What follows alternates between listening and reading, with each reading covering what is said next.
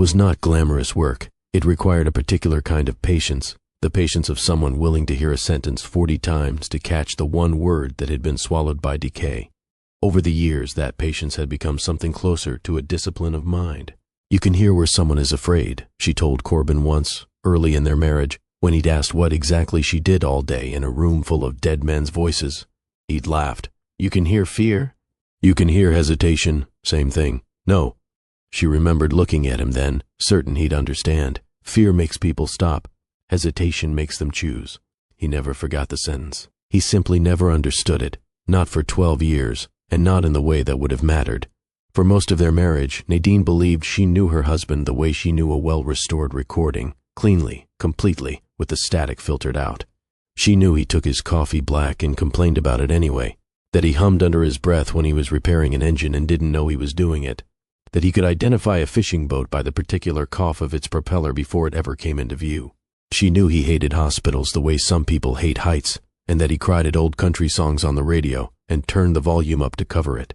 She had built a life around the belief that if their marriage ever broke, it would break slowly, two people drifting into separate silences, the way marriages sometimes do. She had never once imagined it would arrive wearing a grin. The first sign in February wasn't suspicious, it was almost the opposite.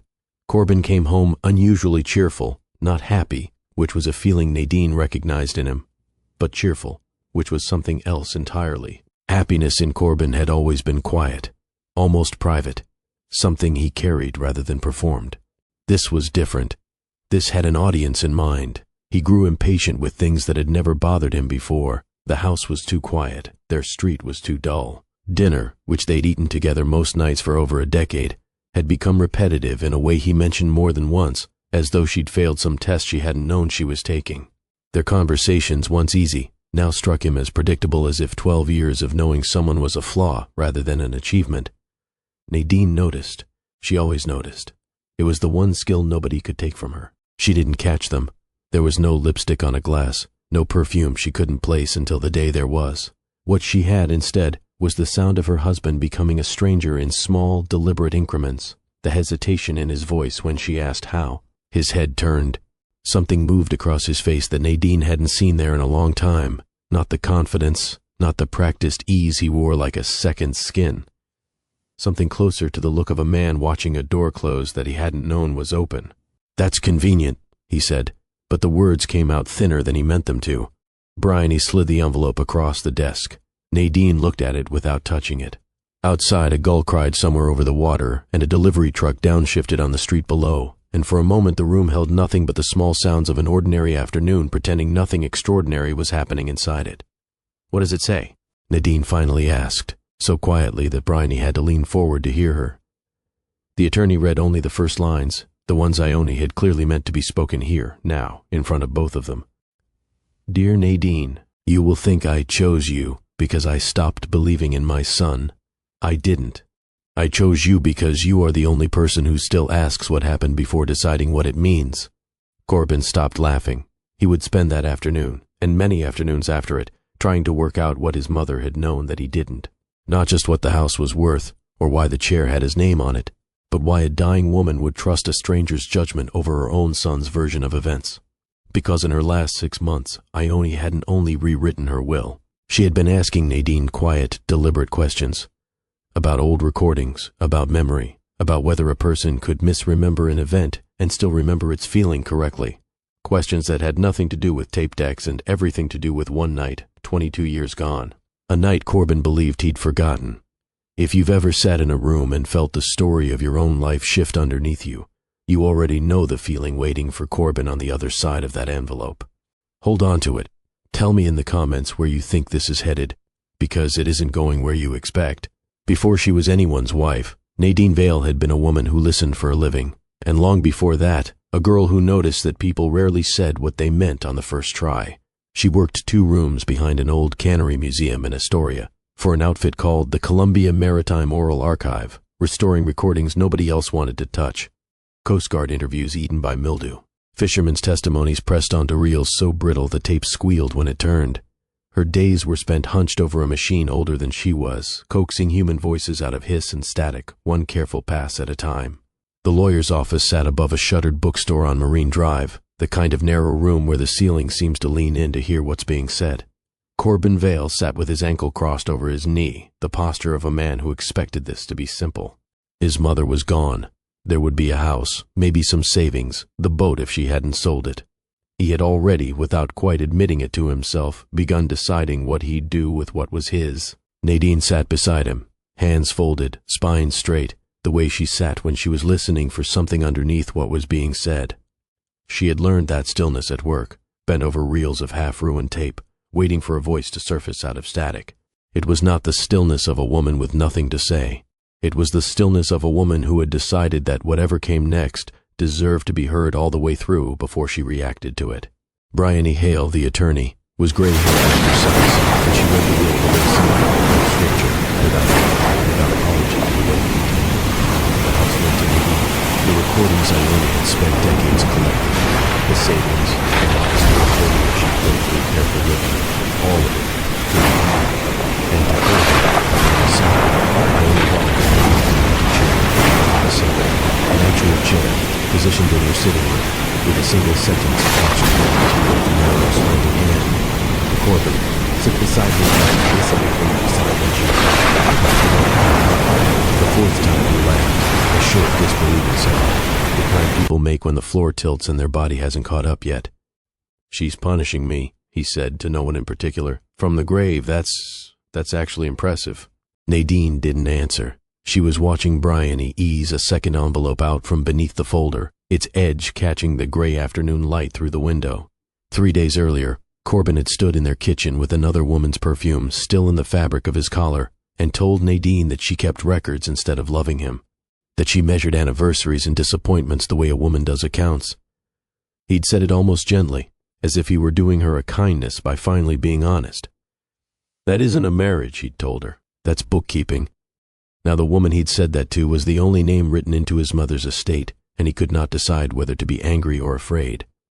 There's a letter, Bryony said. Your mother wrote it 9 days before she died. To me? It wasn't quite a question. To Nadine. His day went, the particular way he'd begun choosing his words, like a man reading from a script he hadn't quite memorized. When she finally asked him directly, he didn't deny it. That was in its own way the cruelest part. Denial would have meant he still cared what she believed. I don't know what you want me to say, he told her, standing in the kitchen with another woman's perfume still caught in the collar of his shirt. The truth, I've told you, and you're not sorry. He looked at her, and there was no performance in his face this time, just a flat, tired honesty that frightened her more than guilt would have. I said I don't know what you want. That was the moment Nadine understood something about her husband she hadn't let herself see before. His cruelty wasn't an accident of the affair. It was a philosophy. He believed that hurting her plainly was the same thing as being honest with her, as if honesty could absolve the wound it caused. The words that followed would stay lodged in her the way certain damaged recordings stayed lodged in her equipment, impossible to fully erase, no matter how many times she tried to clean the tape. You keep records of everything, he'd said, almost lazily, the way a man points out a flaw he finds mildly amusing. Every anniversary, every promise, every little disappointment. That isn't a marriage, Nadine. That's bookkeeping. Then, quieter, meant to land exactly where it landed. You've spent 12 years loving the idea of being married. Maybe you should try loving an actual person. Nadine didn't cry in front of him. She walked into the bathroom, closed the door, and sat on the floor beside the tub until the light outside the window changed from black to gray. She would think, later, that this was the night she stopped being a woman waiting to understand her marriage and became a woman waiting to understand her husband. Two very different kinds of listening, though it would take her months, a locked cabinet, and 23 reels of tape to learn the difference between them. 2 weeks after that night, Ione Vale died, and the strange questions she'd been asking Nadine for months, about memory, about hesitation, about whether feeling could survive when facts didn't, suddenly stopped sounding like the idle curiosity of a dying woman and started sounding like something else entirely. Ione Vale's kitchen smelled of peach cobbler on the afternoon everything began to shift, though Nadine wouldn't understand for months that anything had shifted at all. It was an ordinary visit, the kind Nadine had made dozens of times over the years. A Sunday drop-in, a plate set down between them, small talk about the archive and the weather, and whichever engine Corbin was currently swearing at in his workshop. Ione had always been warm toward her, but that afternoon there was something more deliberate in her attention, though it was easy to miss if you weren't listening for it. Nadine, of course, was always listening for it. "Do you still restore the old fairy recordings?" Ione asked, setting a fork beside Nadine's plate. "Sometimes, mostly Coast Guard interviews these days." "Do you ever hear things other people miss?" Nadine smiled, thinking it was simple curiosity, the kind people often had about her work. "All the time." Ione nodded slowly, as if filing the answer away somewhere private. Then she said something that lodged itself in Nadine's memory long before she understood why. "That is why I'm glad you're the one he married." Nadine set down her fork. "What do you mean?" Ione looked toward the window, where gray light moved over the yard. "He doesn't know how to hear people when they're not speaking to him." "What does that mean?" "It means exactly what it sounds like." Ione pushed the cobbler closer, the way she did whenever a conversation had gone somewhere she didn't intend to follow further. "Have another piece." Nadine let it go that afternoon. She had learned over a decade of loving this family that Ione's silences were not accidents. They were choices made with the same care Ione brought to everything else in her life. Her garden, her correspondence, the particular way she folded a napkin. If Ione didn't want to say more, no amount of asking would move her. But the questions kept coming. Not all at once, not in a pattern Nadine could name at the time. Only in retrospect would the shape of it become clear. 3 weeks later, over coffee, Ione asked whether damaged tape could preserve a voice accurately, or whether restoration changed something essential about what a person had actually said. Nadine explained her process, the balance between removing noise and preserving truth, and Ione listened with an intensity that seemed disproportionate to the subject. Another week, another question. Could someone remember an event incorrectly and still remember the feeling of it correctly? Could the facts of a memory be wrong, while the emotional truth underneath it stayed exactly right? Nadine turned that one over for days afterward, unable to shake the sense that Ione wasn't asking about tape decks or memory in the abstract. She was asking about something specific, someone specific. "Are you trying to tell me something?" Nadine finally asked her, on a visit in early spring, when Ione's hands had begun to look thinner around the coffee cup. Ione looked at her for a long moment before answering. "Yes. What?" "I don't know how yet." Then, unexpectedly, she smiled, a small private thing, more sad than amused. "I suppose that's why I have a month left?" Nadine laughed, uneasily, the way people do when a joke arrives wearing the clothes of something true. It was the kind of thing sick people sometimes said to keep the healthy from flinching, and she chose, in that moment, to hear it that way. She didn't understand. Not yet. There was one more thing Ione offered that spring, said so quietly Nadine almost missed it, her thumb tracing the grain of the kitchen table, as though she were reading something written into the wood itself. "A house keeps things," she murmured, half to herself. "Longer than people do, sometimes." She didn't finish the thought. She never did that spring, as if she were saving the rest of the sentence for someone, or something that hadn't spoken yet. Nadine asked what she meant. Ione only shook her head and changed the subject, the way she always did when a door had opened further than she intended. It would be months before Nadine understood that Ione hadn't been making conversation at all during those visits. She had been building something, one careful question at a time, testing whether the woman her son had married was capable of hearing a truth without flinching from it, without rushing to judgment before all the facts had been laid bare. Ione was not simply dying that spring, she was preparing. And the strangest part, the part Nadine would only recognize once the will had been read and the basement cabinet unlocked, was that Ione had never once mentioned Corbin's father by name in all those months of questions. She hadn't needed to. She was teaching Nadine how to listen for him instead. The call came the day after the will was read, and Nadine almost didn't answer it. She stood in the archive with a reel of Coast Guard testimony paused mid-restoration, watching Corbin's name pulse on the screen, and let it ring twice before she picked up. "Come to the house," he said. No greeting, no preamble. "No, I need you to come." "For what?" "There's something in the basement." She almost laughed. In the weeks since the kitchen, since the perfume and the word bookkeeping, Corbin had called her a handful of times, and each call had been some version of an apology that wasn't quite an apology. An explanation that explained nothing. She had stopped expecting him to say anything that mattered. "You have a very strange way of asking for company," she said. "I didn't ask for company." "Then what are you asking for?" Silence stretched across the line, long enough that she checked to see if the call had dropped. Then his voice came back, and it was different, lower, thinner, stripped of the easy confidence that had carried him through every difficult conversation of their marriage. "I think my mother knew." Nadine's fingers tightened around the phone. "Knew what?" "About us, about what I did. And She left me nothing. She left you something. What? A question, he exhaled, and even through the phone she could hear how unsteady it was. She left me the chair. Nadine closed her eyes. Then sit in it. Alone? No.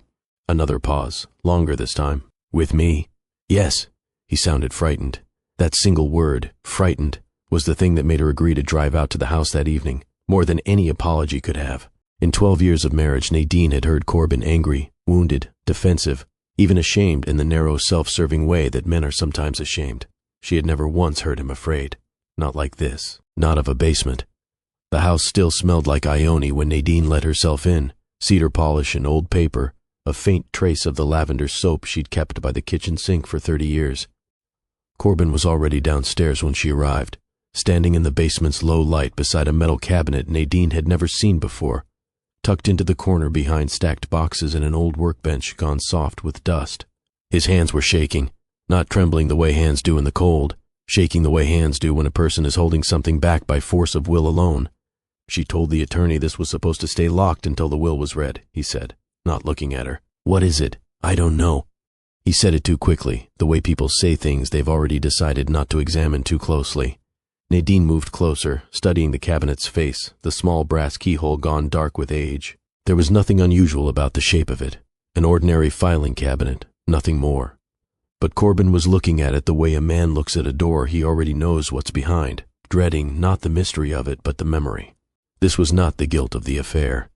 Nadine had watched him carry that guilt for weeks now, and it wore a particular expression, defensive, evasive, quick to justify itself. This was something older, something that had been sitting in him long before Sloane Mercer, long before the perfume, and the kitchen, and the word, bookkeeping. Whatever waited inside that cabinet had nothing to do with the woman he'd betrayed his marriage for. It reached back further than that, into a part of him Nadine had never once seen the edges of in 12 years of marriage.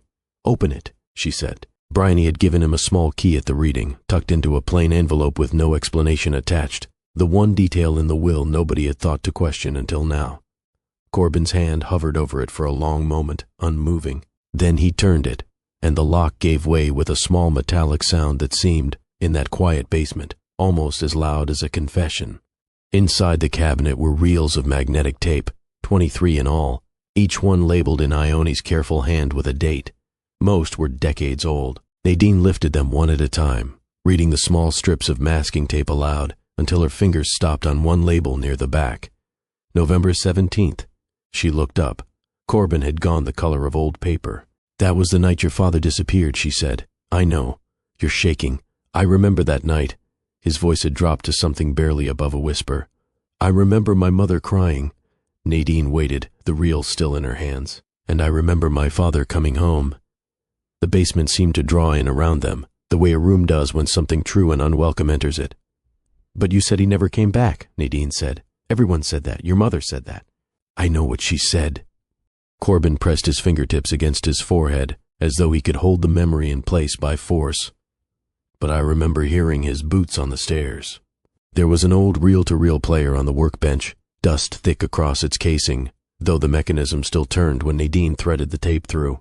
She pressed play before either of them could talk themselves out of it. Static filled the basement first, the particular hiss of tape that had sat untouched for over 20 years. Then a woman's voice, younger than either of them had ever heard it, tight with something close to panic. Turn it off. Ione, a man's voice answered, low and steady in a way that made the hair rise on Nadine's arms. No, you can't tell him. He deserves the truth. He's 16. He's old enough. He'll blame himself. For what? Silence stretched across the recording, long enough that Nadine reached for the volume, worried the reel had stopped. Then Ione's voice returned, quieter now, almost breaking. I asked him to lie. The tape clicked. A pause. Then the man's voice again, softer. One day he'll hate us for this. He can hate me. Why? Because if he hates me, he won't hate himself. The recording ended there.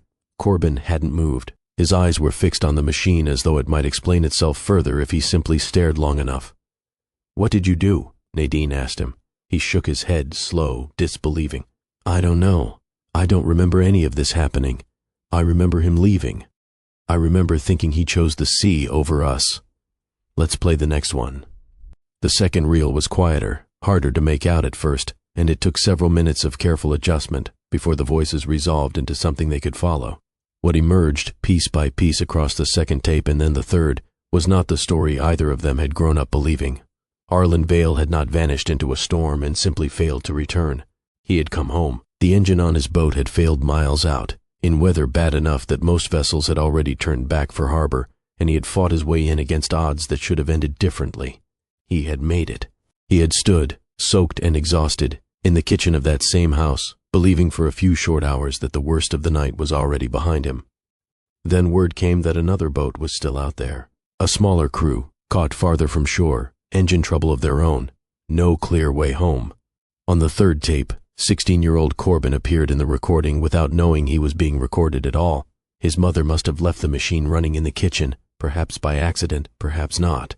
His younger voice, thinner and uncertain, called down from halfway up the stairs, asking what was happening, why his father was pulling his boots back on. "Stay upstairs," Arlen told him, gentler than Nadine had ever imagined a man in that situation could manage. "You just got back." "I know. Then why are you leaving again?" There was a pause on the tape long enough that Nadine, sitting beside Corbin in the basement all these years later, found herself holding her breath along with whoever had been in that kitchen that night. "Because somebody has to go back for them," Arlen said. "And I'm the only one who knows those waters well enough tonight." Ione's voice broke in, pleading in a way that made Nadine's chest tighten just to hear it. "You don't know he'll survive out there. You could die. Yes, and he'll think you chose the sea over us." There was a long quiet on the recording. When Arlen spoke again, his voice had changed, steadier, but with something underneath it that sounded almost like grief for a decision he hadn't yet had to live with. "No," he said. "He'll think I chose something bigger than myself. That isn't true. That isn't what he'll think at all.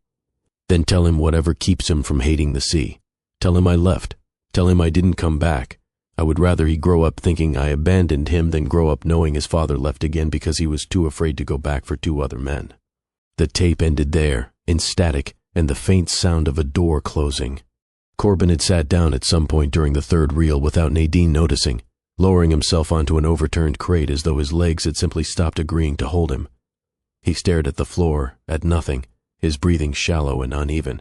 "My mother lied to me," he finally said. "Yes, for 22 years, she let me believe my father chose the water over his own son. She was trying to protect you from something worse than that." His voice cracked on the word, all the practiced ease of him gone entirely, stripped down to something raw and unguarded that Nadine had not seen since the earliest days of their marriage, before he'd learned how to wear confidence like a second skin. "What could possibly be worse than thinking your father didn't love you enough to stay?" "Thinking he was a coward," Nadine said quietly.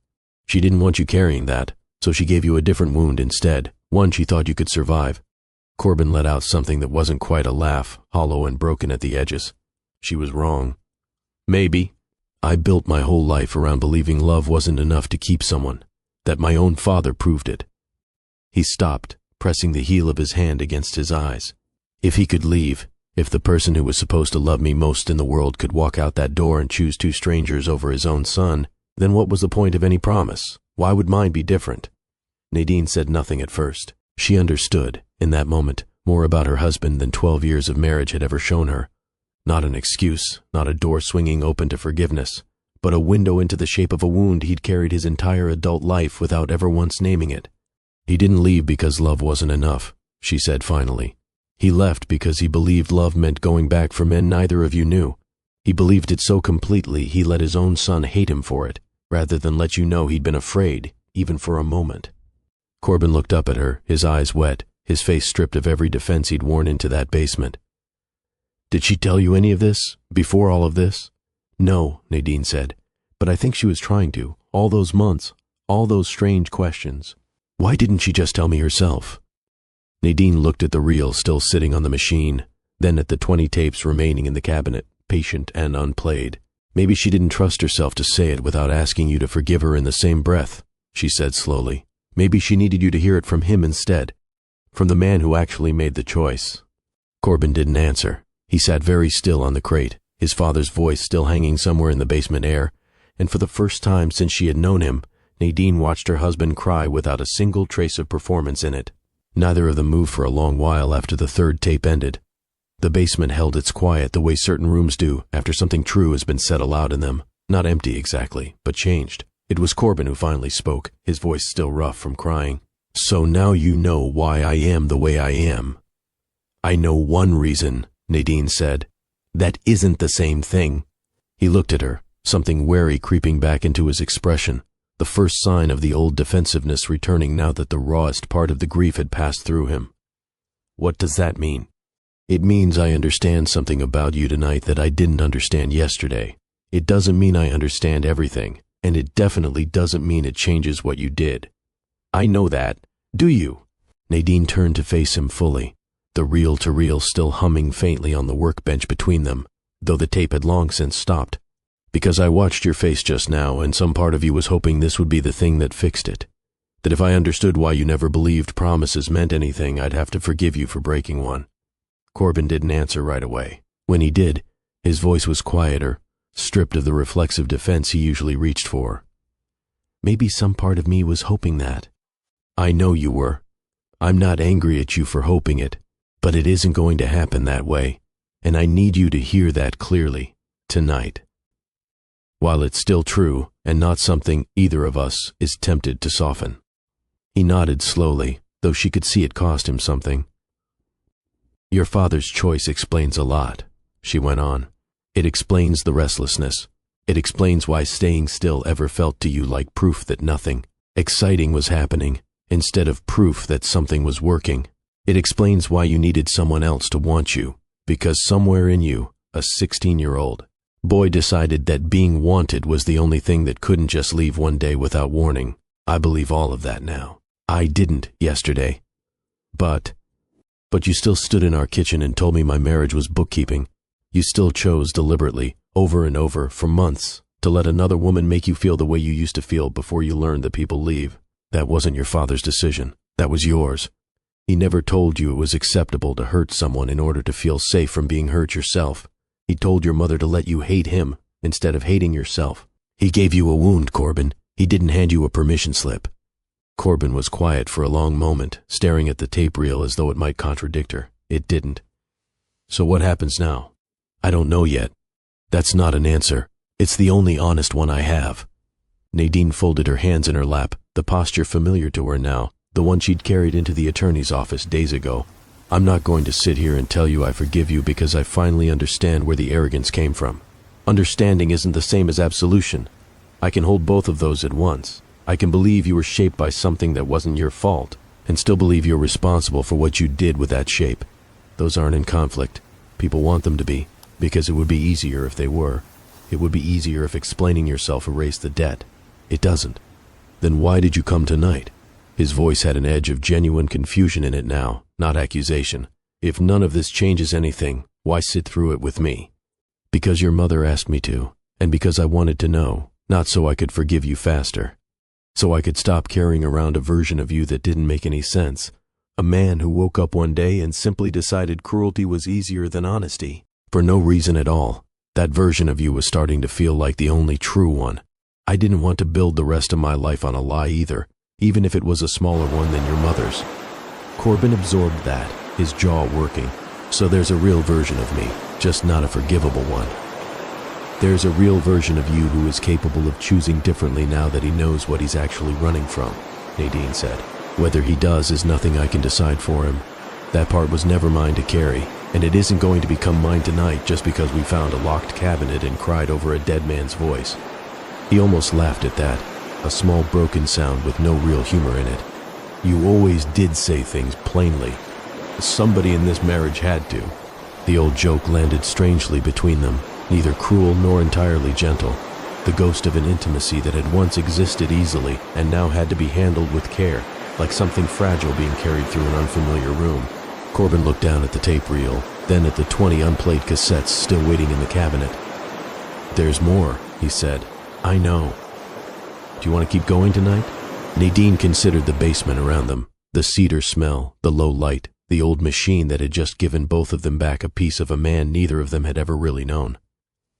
"Not tonight," she said. "I think we've both taken in as much as either of us can hold in one evening." Corbin nodded, though something in his face suggested he'd been bracing. For her to leave entirely, not simply pause. But you'll come back? For the rest of them? Yes. She said it plainly, without softening it into a promise about anything beyond the tapes themselves. Whatever's in the rest of that cabinet, I don't think either of us should be alone with it. Not you, and not me either. Why not you? Because your mother didn't leave those recordings to be a punishment for you, or a comfort for me. She left them to be heard by both of us, together, the way she wanted us to sit in that chair together. I think she knew exactly what she was asking. Corbin looked down at the tape reel, then at the 20 unplayed cassettes still waiting in the cabinet, and for once he didn't try to argue his way into more than she was offering, or less. Tomorrow, then, he said. Tomorrow. It was, Nadine thought as she climbed the basement stairs and left him alone with the empty machine, the first honest thing he'd done in months that wasn't forced out of him by a locked room and a dead woman's will. They returned to the basement the next evening, and this time Nadine brought 2 mugs of coffee down the narrow stairs, setting one beside Corbin, without comment. It was a small gesture, not quite tenderness, but not its absence either. The kind of habit that outlives the feeling that first created it. The remaining tapes were not arranged by date the way the first 3 had been. Ione seemed to have organized this second stretch of the cabinet by instinct rather than chronology, as though she'd pulled them out over the months of her illness and simply set each one back wherever her hand happened to land. Corbin sorted through them slowly, reading labels aloud, until one made him go still. The year we met her. Not a date. A description written in Ione's hand, as though she'd known even then that this reel would need explaining to someone, someday. He threaded it through the machine without being asked. Ione's voice came through younger than on any of the other tapes, still years from illness, still carrying the particular warmth Nadine remembered from their earliest visits together. I like her, she said, and there was no mistaking who she meant. Corbin's voice answered, 26 years old and careless in a way that made present-day Corbin flinch beside Nadine on the crate. You met her once. Once was enough. She talks too much. She listens. A pause, then softer. She won't put up with you, Corbin. I'll survive. That may be exactly what saves you. The tape clicked forward, skipping ahead the way Ione must have edited it herself at some point, splicing together fragments she'd wanted kept. Her voice returned, more serious now. She asks questions you don't want answered. I'll survive, he said again, laughing. I don't think you understand the kind of woman you're meeting. The recording ended there. Corbin sat with his coffee cooling untouched in his hands, staring at the machine as though it had shown him a photograph of a stranger wearing his own face. I don't remember saying any of that, he said quietly. You were 26. I sound like I thought you were a puzzle to survive rather than a person to know. Nadine didn't argue with him. There was nothing to argue. The tape had said what it said, and some truths didn't need her agreement to land. There were more reels after that, spanning years Nadine recognized in fragments even though she'd had no idea any of it was being recorded. Ione's voice after their wedding, quieter, almost private, remarking to no one in particular how Nadine had reorganized the kitchen the first week she moved in, and how Corbin had complained about it for exactly 3 days before admitting he liked being able to find things. A recording from their first anniversary, Ione's voice full of something that sounded, unmistakably, like relief. Another from the year Corbin took his father's old tools out of storage and built the beginnings of the salvage company that would eventually consume most of his attention. Ione narrating it like a woman watching a garden she'd tended finally begin to bloom, careful not to take credit for growth that wasn't entirely hers to claim. Ione had not been spying on them. Nadine understood that clearly, listening to reel after reel of small domestic nothing, arguments about paint colors, a story about Corbin trying and failing to fix a faucet, the ordinary music of 2 people building a life. Ione had been witnessing them. There was a difference, and it was the same difference Nadine had spent years trying to explain to people who thought her work at the archive was about surveillance rather than memory. A witness didn't intrude. A witness simply refused to let something disappear without being marked. Why did she do this? Corbin finally asked, gesturing at the pile of tapes now scattered across the workbench. Record all of it. Years of nothing important. Maybe none of it felt like nothing to her, Nadine said. Maybe she'd already lost one version of a life she thought she understood, back when your father went out that second time. Maybe after that, she never trusted memory again to hold on to things on its own. Corbin turned that over, his eyes still on the reel. She lied to protect me from one truth, and then she spent the rest of her life recording every other truth she could, like she was trying to make up for it. That's one way to see it. Is there another way? Nadine considered the tapes, the 12 years of ordinary evenings caught on tape, by a woman who had once decided a single lie was worth telling to spare her son a wound he couldn't yet survive, and had then spent every year afterward refusing to let another lie of neglect or forgetting take root in its place. Maybe, she said slowly, she understood something most people never have to learn the hard way, that protecting someone from the truth always costs something, even when it's the right choice. And once you know that price, you don't stop paying attention to the truth again. You just get careful about which truths you're willing to withhold, and for how long, and at what cost to yourself. Corbin didn't answer right away. He sat with that for a while, turning his coffee mug slowly between his hands, as though the shape of the idea needed time to settle before he could hold it properly. If you've ever had to choose between telling someone something that would hurt them and protecting them from a truth they weren't ready for, you already know there's no clean answer to that question, only the weight of having chosen and living with what it cost afterward. Tell me in the comments which kind of parent you think you'd have been, standing at the bottom of those stairs. Corbin reached for another tape, and this one was labeled differently than the rest. Not a year, not a description, but a single word in handwriting that had clearly grown weaker since the others. Last.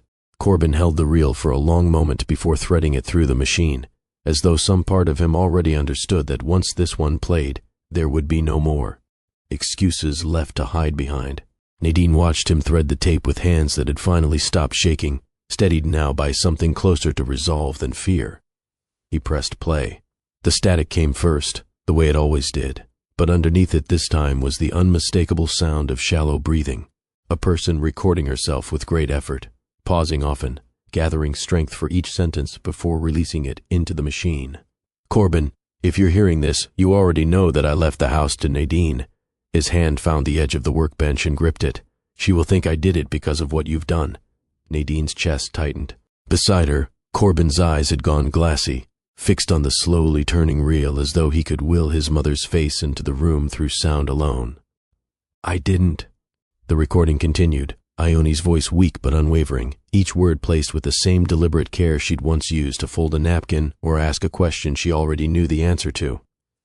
I left it to her because she understands what this house is. It is not a reward, it is a witness. A pause filled with the small sound of a cough carefully suppressed. A house remembers differently than people do. The floor keeps footsteps, the kitchen remembers arguments, the walls keep laughter. But people— another cough, longer this time. People rewrite themselves. The room held nothing but the sound of the machine turning and the sound of Corbin's breath, uneven now, matching the effort in his mother's voice as if the two of them were somehow still keeping pace with each other across whatever distance separated the living from what had already been recorded and could not be revised. I have watched you spend your entire adult life trying to outrun one night. Corbin's eyes closed. You thought your father abandoned you. He didn't. You thought love was a promise people made when they wanted to feel safe. A long pause. When Ione's voice returned, it had dropped to something barely audible, forcing both of them to lean toward the machine to catch it. It isn't. Nadine found she had stopped breathing entirely, waiting.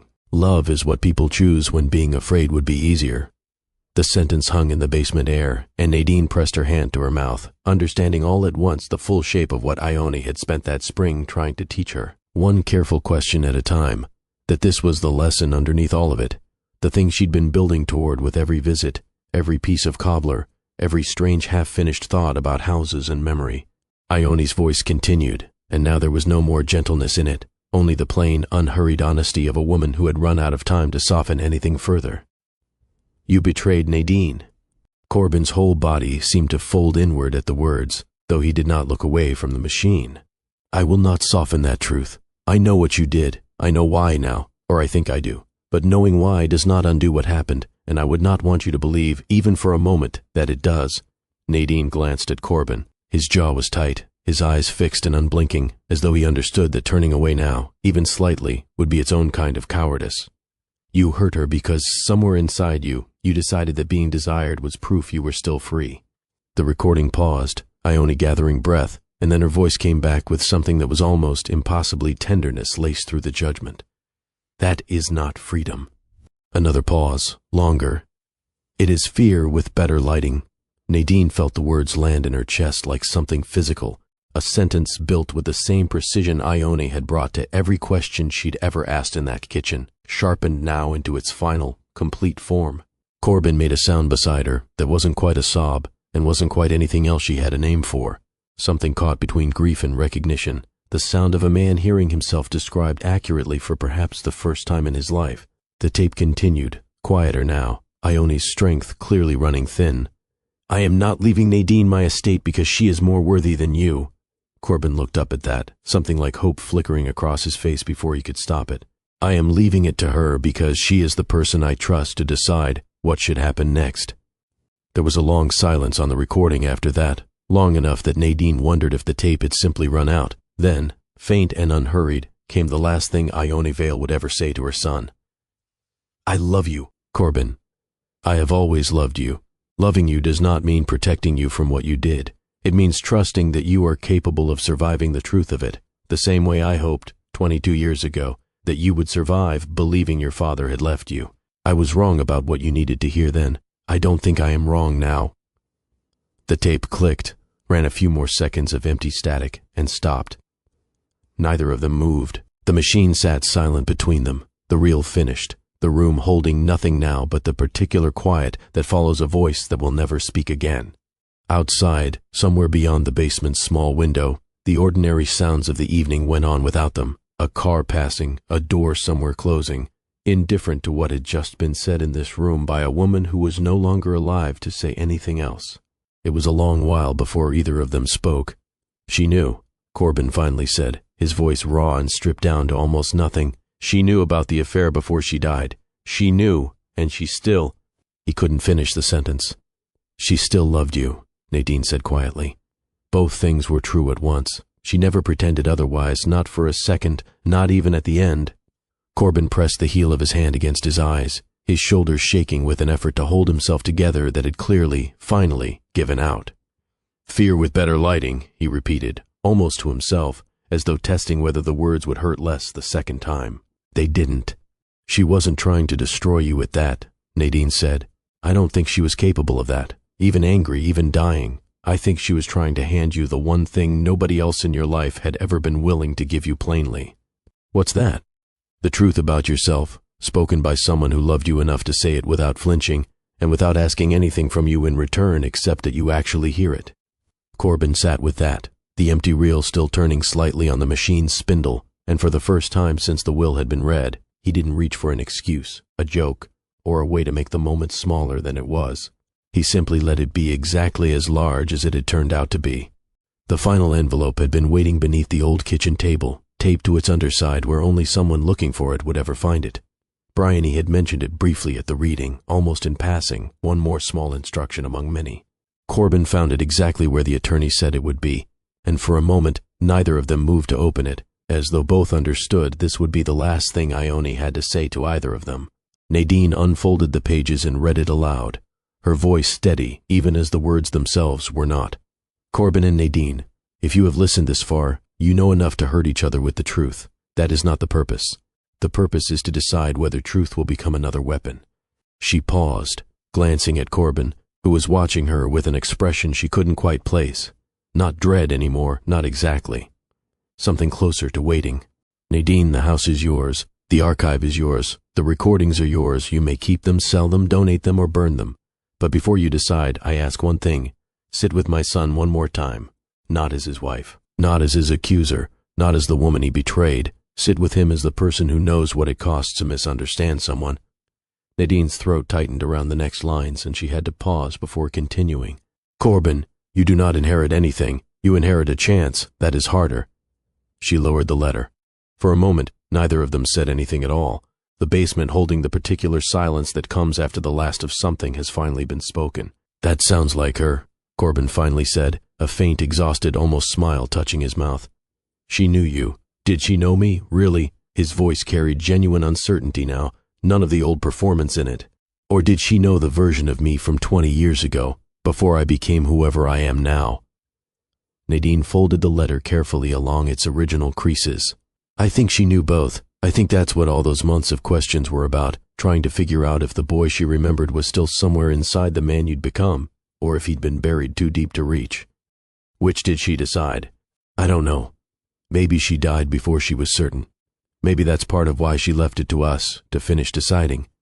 Corbin nodded slowly, looking around the basement, at the empty cabinet, the scattered reels, the machine that had spent 2 evenings giving both of them back pieces of people they thought they'd already lost.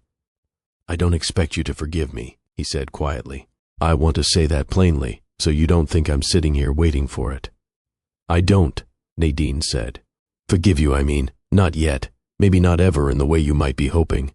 I know. I don't expect you to come back either, to the marriage, to any of it. I know you don't. She said it gently, but without softening the truth underneath it. He was quiet for a moment, turning something over, and when he spoke again, his voice had dropped into something more careful, more exposed than she'd heard from him in years.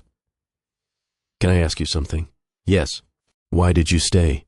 In the attorney's office that first day, when Bryony said the letter was for you and not me, why didn't you just walk out? You could have. Nobody would have blamed you. Nadine considered the question honestly, the way she considered every question that mattered. I wanted to know why, she said finally. Not for your sake, for mine. I didn't want to spend the rest of my life carrying around an unfinished version of what happened to us, a version where you simply woke up cruel one day for no reason at all. I needed to know if there was a reason, even if a reason didn't fix anything. And now that you know, now I know why. She met his eyes steadily. But knowing why isn't the same as knowing what happens next. That part is still mine to decide. It doesn't belong to your mother's letter, and it doesn't belong to you, no matter how much you might want it to. Corbin absorbed that, and for once, he didn't push back against it, didn't try to reshape her words into something more hopeful than she'd offered. That's fair, he said quietly. It's not about fair. It's about honest. I think, he said slowly, those might be the same thing, coming from you. Nadine didn't answer that.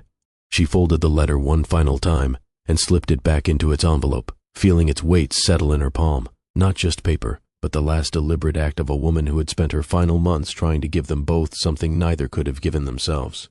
A chance to hear each other honestly, without love or anger deciding in advance what the truth was allowed to mean.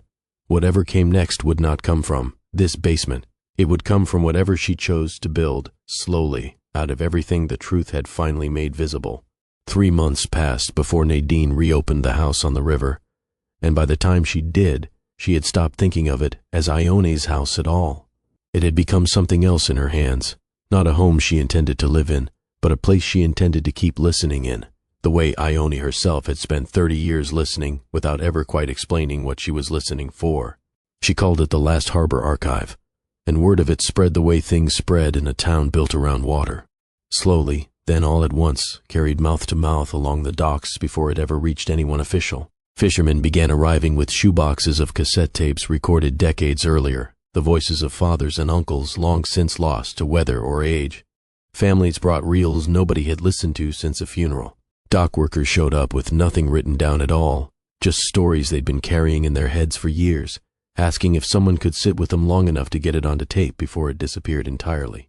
The house filled with voices, the way it once, briefly, had filled with static and confession. Grandparents speaking in accents their grandchildren had never quite managed to inherit. Sisters trading memories of a childhood kitchen. A father, recorded shakily on someone's old answering machine, apologizing for something he'd never found the nerve to say out loud while he was alive. Mothers laughing on tapes made before age had touched their voices at all.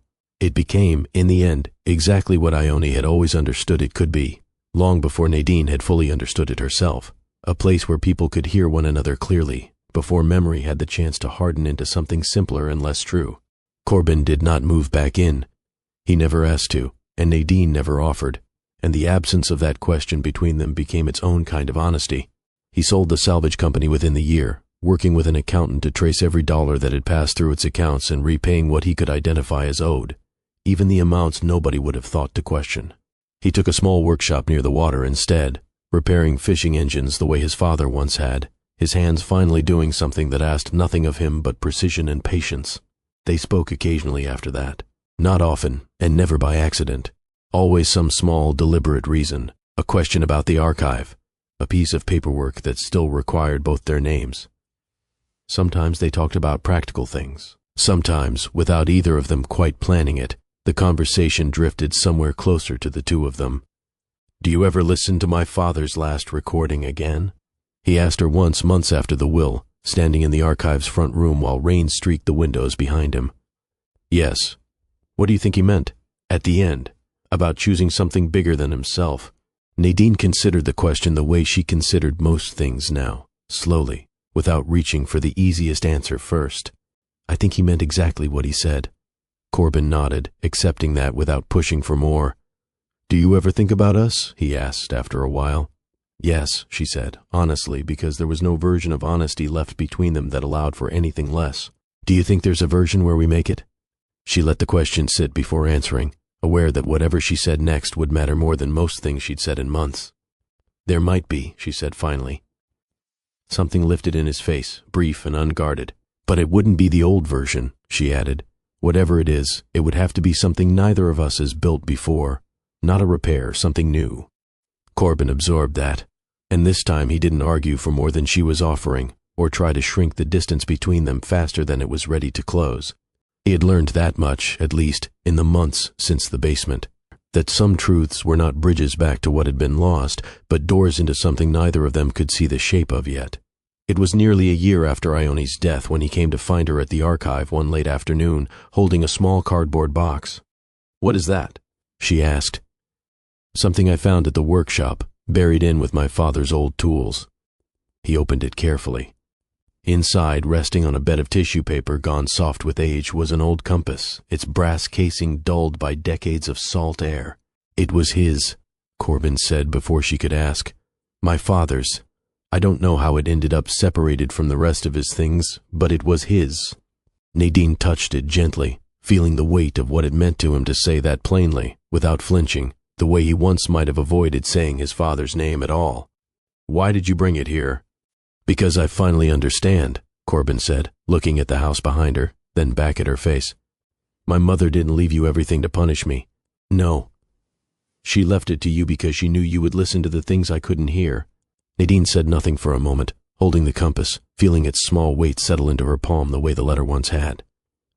"And maybe," Corbin said quietly, "someday I'll deserve to be in the same room without lying, about any of it, even the small things." She studied him for a long moment, the man who had once told her that love was bookkeeping, now standing in the doorway of a house built entirely on the belief that some things deserved to be remembered accurately, whatever the cost. Then she opened the archive door, not wide, just enough.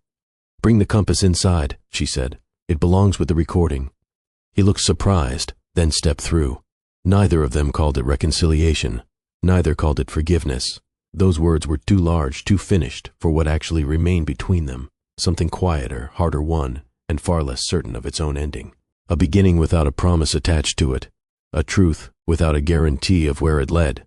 Somewhere in the back room, on an old reel of magnetic tape, Ione's voice was still waiting for anyone willing to sit down and listen. Not to tell them who to love, or who to forgive, or how quickly. Only to remind them that the most dangerous lie isn't always the one someone else tells you. Sometimes it's the story you quietly build for yourself afterward, because the truth felt like more than you could carry alone. The will had never really been about choosing between a son and the woman he'd betrayed. It had been about something else entirely, about which of them Ione believed could survive hearing the whole truth and still choose deliberately what to do with it next. If you've ever had to decide whether a door was worth walking through, even without knowing what waited on the other side, you already understand the ending Nadine chose that afternoon.